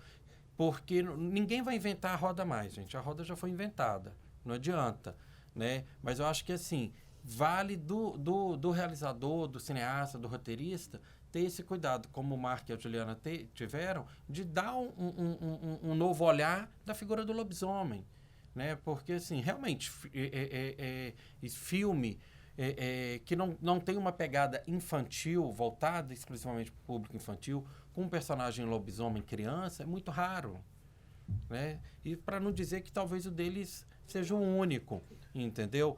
Vampira criança, mas com aquela... não com o olhar infantiloide em cima dela, talvez só a Cláudia do Entrevista com o Vampiro, né? E então, assim, eu acho que a algum momento alguém pode surgir com algo diferente. Até a Bruxa de Blair eles meio que refilmaram recentemente, né? E reciclar, essa ideia de reciclar existe, sempre existiu, eu acho que vai acontecer. Mas eu, como otimista, eu acho que vai ter gente em todas as gerações e nas que vem vindo e que vão sempre dar um jeito de renovar as coisas. É natural. Quando As Boas Maneiras estreou em Los Angeles, eu e a Juliana recebemos um roteiro. Aí foi muito uma fantasia do tipo... Recebemos um roteiro de um estúdio de Hollywood, não sei o quê. E para considerar como possíveis diretores do projeto. Era uma mulher que sofreu um acidente...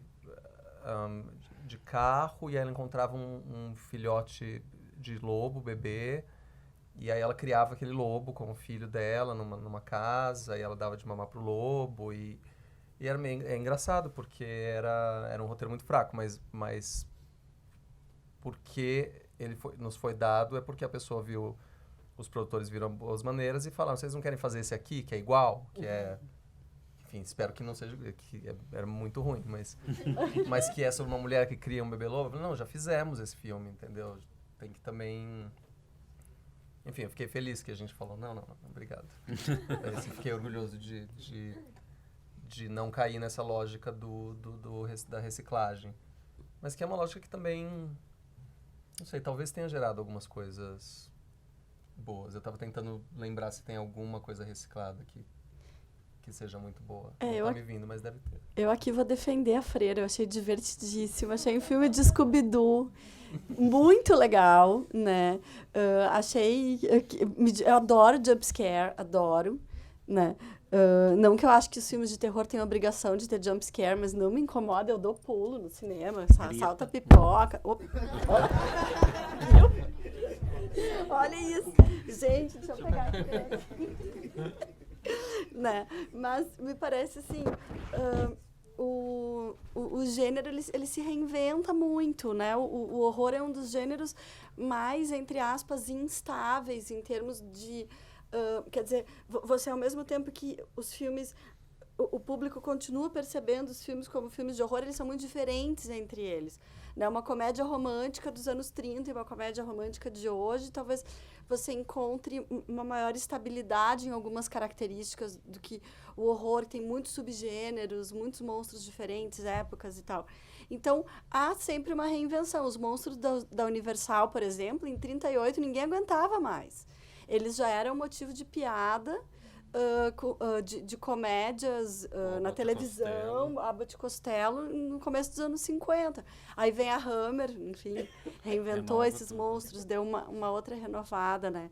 Então, talvez a gente esteja numa época em que um certo tipo de história de jumpscare, que foi muito forte nos anos 90, com terror japonês, depois o começo do Shyamalan ali, aquilo ali já virou feijão com arroz e vai aparecer outra coisa. Eu tendo a gostar muito desses filmes, a maioria é ruim, tá? Mas eu adoro um bom filme de found footage de terror, quando é bom, tipo Atividade Paranormal. Eu sou Atividade encantada. Paranormal é fenomenal. É fenomenal, E eu né? acho uma franquia fenomenal. Exatamente. Porque eles tiveram uma questão com a Atividade Paranormal que raramente tem. Por exemplo, Bruxa de Blair fracassou completamente nesse sentido. Que é, se você vai revisitar aquele universo, você tem que adicionar aquele universo. Você tem que, de fato, revisitar ele sem reproduzir o mesmo mecanismo do outro. E eles conseguiram fazer uma sequência de o quê? 5 filmes e mais 2 spin-offs ou algo assim. Em que todos têm, de fato, alguma coisa interessante a dizer e algo novo. O terceiro eu acho uma obra-prima. Eu também. Que é os anos 80. Eu amo. Ó, tem... Pessoal, porque a gente daqui a pouquinho precisa encerrar. Tem eles dois aqui e o rapaz ali de camisa branca, que vai ser a última pergunta, tá certo? Tá, eu só vou pedir para serem breves nas colocações, nas perguntas. Boa noite. Ouvindo? Então. A minha pergunta é o seguinte. Primeiro, assim, eu vejo os monstros, o horror e o medo como coisas para se questionar algum valor da humanidade, seja pessoal, personalíssimo, seja da própria sociedade. Então, eu sinto que no Brasil a elite pensante, os poderosos sempre viram com maus olhos o horror, o medo e os monstros, especialmente no cinema. Essa barreira que vocês já disseram que existe de mercado do terror, do horror, é muito mais sentido no interior. Eu sou de Bauru, por exemplo, a gente quase não vê nada de terror. Então a minha pergunta é a seguinte: o Brasil está preparado para encarar os seus monstros e o seu terror, e por isso o cinema está tendo mais sucesso de se colocar nesse gênero? Ou ainda nós é que somos os monstros da nossa sociedade? Eu tenho uma amiga, a Gabriela, diretora do Dona Mel Cordial, que ela fala isso, que a gente não tem capacidade social, né, não individual, mas social, de se olhar no espelho e de se revisitar e de trabalhar as próprias contradições. Então, isso seria possivelmente um dos motivos pelos quais o cinema de horror nacional no brasileiro bate torto. Eu acho que é uma teoria, de fato, interessante para se pensar, assim, quais são os nossos esqueletos no armário que a gente não tá tirando, sabe? Não tá querendo, tá fingindo que não tá lá. Percebendo que tá lá, mas fingindo que não tá. Eu fiquei pensando, assim, talvez, há muitas tentativas de explicação para isso, né? Mas talvez uma das explicações seja que quando você pega, por exemplo, o gótico inglês, né? Que está na origem lá do romance de horror, né? Para pensar nas tradições que chegam até aqui, do Drácula, do Frankenstein. Essas histórias, elas vão surgir um pouquinho na Inglaterra depois da Revolução Gloriosa, né, que é a Revolução Burguesa lá, depois na França, depois da Revolução Francesa, você tem uma superação de um determinado estado de coisas, e esses monstros, a maioria desses que vêm do passado, como o Drácula, os fantasmas, eles vêm de um passado que está sendo superado. Talvez no Brasil, por exemplo, os nossos vampiros ainda estejam muito quentinhos, entendeu? Sabe? Eles ainda estão ali nas páginas do jornal, enfim, né? Para a gente ter esses monstros clássicos que tem de outros países e que tem histórias de milhares e milhares de anos, que você pode voltar para a múmia de milhares de anos atrás. Então, a gente tem... A bruxa nos Estados Unidos, né? É muito essa figura. Exatamente. Folclore. Então, aqui no Brasil, acho que a gente pode ter 1000 respostas. Eu tenho a impressão que, como é um país novo e que lida muito mal com a sua própria história, é muito difícil tu fazer esse horror gótico, né? Esse horror que olha para trás. E também, como é um país muito pouco desenvolvido cientificamente, o horror de prospecção, né? O horror da ficção científica também tende a ficar ridículo. Né? A gente tende a não acreditar muito. A ficção científica ela está muito ligada a países altamente industrializados, né? Países imperialistas, inclusive. Então, você vai ter forte na Rússia, na Alemanha, nos Estados Unidos. Né? Não é muito o nosso caso aqui. E a ficção científica e o horror muitas vezes se encontram. Então, talvez por isso o Zé do Caixão seja um personagem tão interessante. Né? Mojica conseguiu reunir ali aquela coisa atrasada e ao mesmo tempo muito violenta. E acho que o que ele revela ainda é insuportável para muita gente que tenta pensar o Brasil, assim. Ele acaba sendo muito explícito em vários sentidos que a gente possa usar a palavra, assim. Então, e aqui no Brasil é muito comum, assim, mas não só no Brasil, como os monstros, eles são muito óbvios, eles são explícitos, eles mostram parte do corpo, eles mostram entranhas. Há uma tendência a se relacionar com, por exemplo, com a pornografia, né, você vai mostrar sangue, vai mostrar gente gemendo, não são consideradas histórias de alto nível intelectual. Isso é uma coisa vista com preconceito no mundo inteiro, né? Não só aqui. Então, acho que a gente tem muitos motivos para pensar isso. Enfim, a gente pode ficar a noite inteira falando, aí ele vai ficar bravo comigo. Aqui, ó, ele aqui, ó. Oi, a pergunta que eu quero saber fazer é a seguinte, sobre que eu sou crítico de cinema e eu percebi que muitos desses filmes antigos, até hoje em dia, eles têm uma crítica social muito forte. E, inclusive, vocês citaram Gremlins, que essa coisa tipo, do medo de outras pessoas. Inclusive, não sei se vocês lembram, tem uma cena que eles veem um filme que fica falando que tem um cara, então vocês são os próximos, que é um filme chamado Vampiros de Alma, que foi um filme que teve uma crítica sobre comunismo, que naquela época era bem forte. Outros filmes que tem uma crítica forte, que é o Pequenos Lobos Horrores, a própria Audrey 2 representa a ganância, o consumismo. E eu queria saber, se isso pesa assim, bastante, né? Talvez isso que interessa, que faz as pessoas, sei lá, se identificar um pouco com um filme de monstros, tipo, saber que os monstros existem mesmo, mas não são criaturas deformadas ou bichinhos diabólicos, são coisas do nosso cotidiano que a gente vê, que a gente mexe com o cotidiano mesmo, todo dia a gente vê isso. Então, a situação que antecedeu o debate foi do filme Monstros, né, Freaks, do Todd Browning, que ele dirigiu logo depois que ele fez o Drácula com Bela Lugosi. Né? Não sei se todo mundo aqui estava na sessão e tal. Os verdadeiros monstros não são aquelas pessoas que estão sendo ali oferecidas no circo como atração, né? A gente chega a essa conclusão no final do filme, né? Eles podem ter tido uma atitude, tomaram uma atitude ali, meio que de vingança, talvez, né? Mas as duas pessoas consideradas dentro do padrão, dentro da normatividade ali, elas é que estão tramando contra eles, né? Pelo menos contra um deles, né? Que é o anão, que é o dono do circo, né? Então, assim, o filme naquela época chocou, até hoje choca. Eu não sei se seria um filme produzido hoje, né? A gente teve aquela série American Horror isso, que teve o Freak Show, que puxa muito do filme também, daqui do Freaks, né? Tem até personagens parecidos, tem né? um episódio que ele fala do filme e é basicamente um remake muito bem feito. Sim, sim. Então, assim, os monstros eles sempre vão estar ali. O Jorge Romero, por exemplo, com os zumbis dele não tinham nada a ver com o zumbi lá do filme que o Bela Lugosi fez, né? Ele apresenta um novo tipo de zumbi que hoje já está mais do que saturado, né? Mas aqueles zumbis lá da Noite dos Mortos-Vivos, depois dos próximos filmes dele, os zumbis vão representando a gente, né? Nós somos os zumbis ali que estão nas histórias do Jorge Romero, em cada um dos filmes que ele fez sobre zumbi, né? Engraçado que quando fizeram o remake do A Noite dos Mortos-Vivos, o negro, que é morto no final do filme, no primeiro, ele não era zumbi.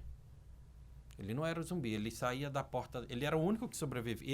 Ele era o único que sobrevivia porque a mulher morria, né? A lourinha lá, no primeiro filme ela só grita, no segundo filme ela já é uma mulher com atitude, né? Ela já está ali tomando a frente da situação, né? E o que representa a mulher da época, que é o começo dos anos 90, quando o remake foi feito, né? Mas no remake, o negro, quando ele sai zumbi, né? Agora, quando ele sai lá normalzinho, oi gente, tudo bom? Que bom que vocês chegaram, pum, leva um tiro, né? O que ele quer dizer com aquilo? O filme é dos anos 60, assim, eu posso estar enganado, mas eu acho que A Noite dos Mortos-Vivos é de 68, né? Ou seja, tem 50 anos o filme, né? Eu acho que todos os monstros que vão aparecendo, eles representam um pouquinho da gente, sim, né? E vai muito também de quem está contando a história, né? Não sei se eu falei besteira aqui. Não, é isso. Você vai ter filmes mais críticos e outros menos. Menos. O The Walking Dead, por exemplo, é uma série de zumbis profundamente conservadora. A maior parte dos fãs de The Walking Dead são eleitores do Trump, por exemplo. Eu adoro ver The Walking Dead, mas é uma série muito, ao meu ver, extremamente reacionária, né? E, por exemplo, o Jorge Romero é um cara que vem de uma outra tradição americana, digamos, de esquerda mesmo, né? Ele é um marxista, ele dizia que os zumbis eram o proletariado dos monstros e tal. Então, você vai ter o mesmo monstro zumbi que você pode abordar de uma perspectiva que a gente vai considerar mais conservadora e outra perspectiva mais crítica ou menos conservadora. Se não me engano, é no Despertar dos Mortos que os zumbis estão ali andando dentro de um shopping. Né? Toda a trama gira num shopping. As pessoas estão sitiadas num shopping e quando os zumbis entram, é a gente no shopping. É isso no né? filme do Romero, porque no filme do Zack Snyder não. Aí o fato de ser o shopping não tem a mesma importância. Não tem a mesma importância. Né? São cineastas com perspectivas de mundo muito diferentes, né? Inclusive nos filmes do Guilherme Del Toro, nos melhores dele, tipo Labirinto do Fauno, Espinha do Diabo, a recente Forma da Água, o vilão do filme é um ser humano uma pessoa que pode existir mesmo, por exemplo. Sim. Que, tipo, no último Forma da Água é um cara, assim, patriota. O Asp, né? Branco, tipo, o americano perfeito. E a gente vê, ele é a figura, o monstro em si, não é a criatura aquática que a gente vê que a gente começa a gostar dela. Não, no A Forma da Água, que também passou hoje aqui, você tem o vilão do filme realmente é o americano. Né? A gente tem que lembrar, obviamente, que o filme é dirigido por um cineasta mexicano, né? E as pessoas que estão em torno ali do casal protagonista, né? É uma mulher negra, é um homem gay já velho, né? A própria a personagem principal, ela é de origem latina, e você tem um monstro que veio da Amazônia, né? E assim, tem aquele personagem lá, que representa bem o norte-americano, né? Que ele quer porque quer, ele faz o que ele faz e ele não tá nem aí, entendeu? Ele é realmente aquilo que a gente sabe que são algumas pessoas que acreditam naquele tipo de pensamento. E que tem por aqui também, gente, não é só lá, não. A última pergunta ali, por favor.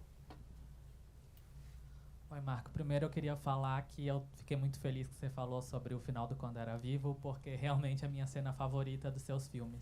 Inclusive, colocar a Sandy num ritual satânico foi maravilhoso. Parabéns.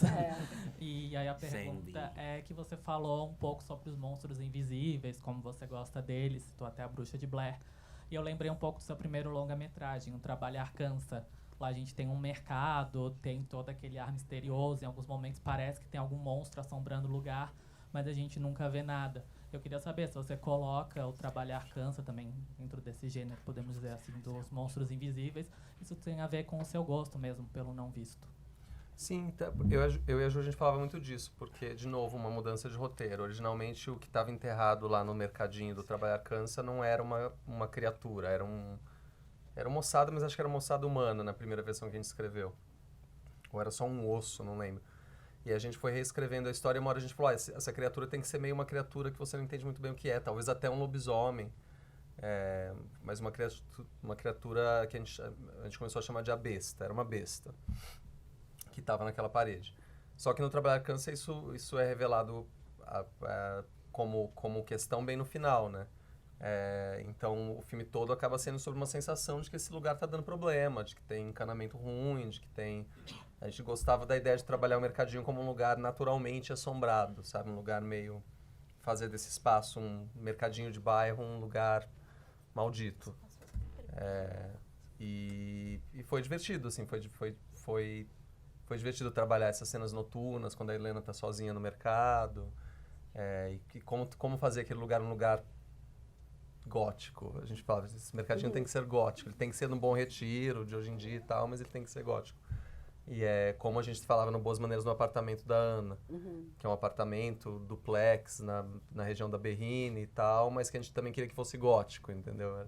Só que que não tem gárgulas na varanda, é outro gótico. Enfim, brincar com a ideia de gótico. Mas sim, era isso, era uma presença no Trabalhar Cansa. Eu queria te fazer uma pergunta, Marco. Agora que ele falou em Trabalhar Cansa, eu me lembrei. Há 2 semanas atrás eu fiz uma banca de mestrado e o trabalho do Lucas, que é o menino que estava sendo, né, o menino, que ele foi meu aluno, mas o pesquisador que estava sendo avaliado, ele escreveu sobre Boas Maneiras e Trabalhar Cansa. E ele fez uma relação entre os dois que eu falei assim, eu preciso perguntar para o Marco, de que o monstro acorrentado no Trabalhar Cansa e o menininho, sabe, como se fosse uma espécie de universo expandido? Tu acha que tem uma relação entre esses dois lobisomens? Porque o menininho também, o Joel, ele fica preso, emparedado, né? Se cria aquela parede. Tem alguma relação ou não? Sim, assim, tem uma conexão tênue na ideia de que é uma besta, de que possivelmente é um lobisomem, no Trabalhar Cansa, de que tem umas correntes, uma coleira, que os proprietários antigos teriam usado para controlar aquele bicho de alguma forma. E tem, mas é um imaginário, é do nosso imaginário, né? É tortura, é prisão, é escravização, os objetos de cena, tanto no caso do Boas Maneiras quanto no Trabalhar Cansa, vieram de uma iconografia de tortura e espancamento, e que é da nossa história, né? Mas enfim, não é a mesma linhagem de lobisomens que está nos dois filmes. Então eu tô ligando mais a uma ideia de conceitual, de ícone, iconografia, do que de linha temporal, porque tem coisas que não batem, assim. Os dois filmes, eles se conectam, mas eles estão em realidades levemente diferentes. Mas tem personagens que a gente fala, essa personagem é... O personagem da Gilda, a gente falava que é da Gilda Nomati, que é uma atriz que aparece nos dois filmes, que é a mesma personagem, enfim, é a mesma pessoa ficcional. Mas... Enfim, mas é... Mas é isso, mas isso é uma brincadeira bem nerd, assim, de ver como os dois filmes se conectam. E se conectam, de fato, mas eu não recomendaria ficar tentando resolver o quebra-cabeça inteiro, porque tem peças que não encaixam. Sim. Bom, pessoal, a gente vai ter que encerrar. Vou pedir vocês ainda para não levantar, porque a sala tá cheia, isso é bonito, eu fico feliz, os nossos convidados também ficam felizes e principalmente o CCBB fica feliz. Né? Então, assim, eu queria poder fazer, com a minha perspectiva aqui, fazer uma foto de vocês, agradecer a presença de vocês, agradecer a Laura, agradecer o Marco por estarem aqui com a gente. O papo rendeu, poderia render mais, eu sei disso, mas no dia 28 nós temos uma outra mesa, vai ser com a Flávia Guerra, que é jornalista, e com o Carlos Primati, que é pesquisador também, entendeu? E espero ter vocês aqui de volta. A mostra fica até o dia 1º de outubro. Venham ver os filmes, por favor, lotem a sala, porque mostra que é possível esse espaço aqui receber mostras como essa, com uma pegada mais popular, mais pop, e que também podem gerar debates, podem gerar reflexão, discussão, entendeu? Lá em Brasília aconteceu uma situação que eu achei bem interessante, que uma pessoa que estava participando do debate com a gente levantou a mão para pedir ao CCBB, olha, tudo bem, Bergman a gente gosta, é legal, cinema polonês é legal, mas vamos fazer mais mostras, vamos fazer mais mostras parecidas com essa que de repente vai atrair mais pessoas, a gente tem uma ligação mais afetuosa com os filmes e tal. Então isso é importante para a gente, principalmente para mim como curador e produtor, ter a sala cheia, ter vocês aqui até essa hora, são 9 horas já, 9h10, entendeu? Escutando a gente falar, debatendo, refletindo, discutindo aqui, entendeu? Porque isso talvez pode garantir Monstros no Cinema 2, tá? Vão lá no site CCBB, tá, gente? Não, é um universo que dá para expandir muito. Obrigado.